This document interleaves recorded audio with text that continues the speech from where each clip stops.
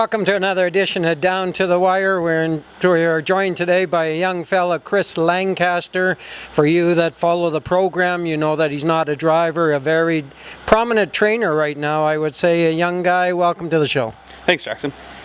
And they tell us we're the first day of summer out here, which is on Friday morning. Not sure when this is going to get shown, but we are inside because it's absolutely pouring outside. Chris is in one of the tent barns here and having a few water issues. Yeah, it's not that bad. We made do of it. Got some rubber mats in the stalls, and they all seem pretty good right now. So for Chris, as a young fella that's come up, his whole family, we were just looking Lancaster. I just did a search on Lancaster, and there was about 15 of them listed. Chris knows that the 13 of them are related, and who knows, maybe the other two are. Interesting. Chris, the whole family's in it. Obviously, it seemed to be a natural for you to get in it. What has happened since you were born to be in it? Well, my parents grew up in Ontario, and my dad was based out of Ottawa. His family was in it, and met my mom in Winnipeg, and they decided to move west, and they had a kid in every province pretty near, and I fell in love with Alberta. I was born here, and I wanted to race here.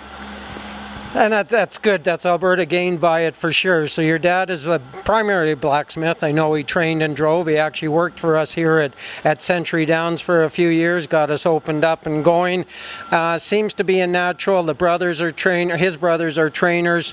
When did you strike out? I know you worked for Rod Hennessy, Jamie Gray along the way.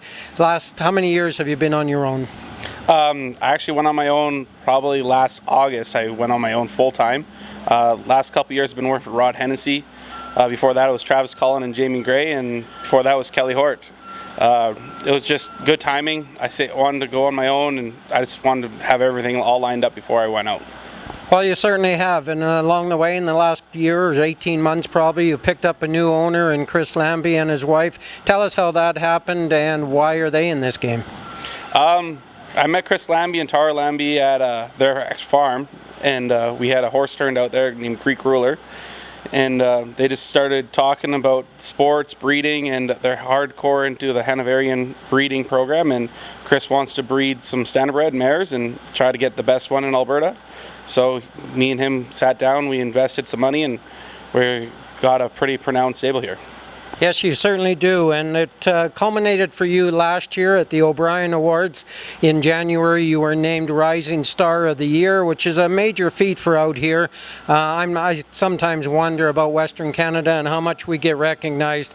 A great honor, I'm sure, and you really appreciate that.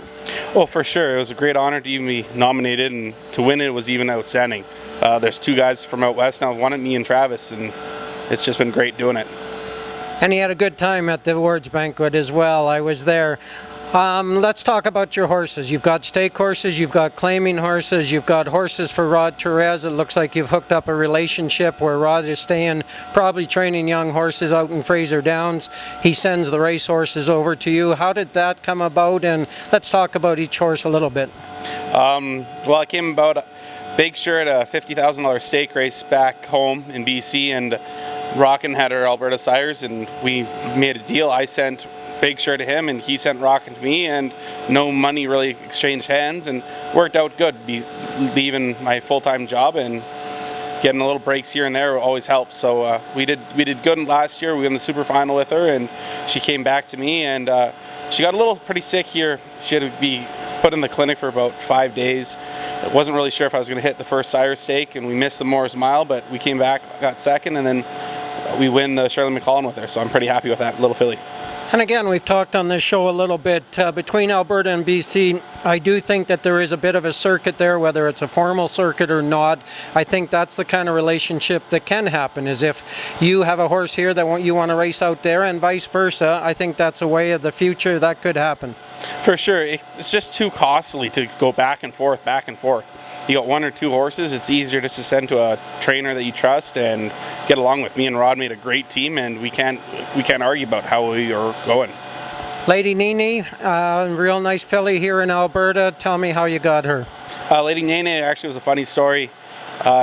Me and Chris bought a horse that we claimed off Kelly Hort, and she broke down on us, and Chris said, let's get a yearling. I said, it's like Russian roulette. You don't really want to get into that game. He said, no, let's do it.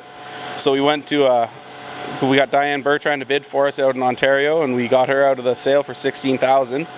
The day she showed up here, I was shipping some horses and got kicked in the knee and broke my knee, and so I sent her to Justin Curry till January to get broke, and he did a great job, and I just had to get her to the races. And you have gotten her to the races. Good job there. Let's talk about the future a little bit. This meet ends the first week of August. There's about a 3-week gap until the horses go to Lacombe, and then they on to the Century Mile. In your mind, what does the Century Mile mean to you as a young fella? Probably horse racing in general. It's just a great opportunity to stay in Western Canada and race. Like, I never really wanted to branch out otherwise, but Western Canada was home, so having the new track up north, it's going to help us out, and hopefully I can build a bigger stable. Having horses from BC, having horses here, and just having a great little go of it. Well, there's an example of the excitement that Century Mile is now bringing us. Hopefully the weather's a little better up there than it is here right now. Chris, I'd like to wish you all the best on behalf of everybody at Century Mile and Century Downs here, that your future continues to go like it is.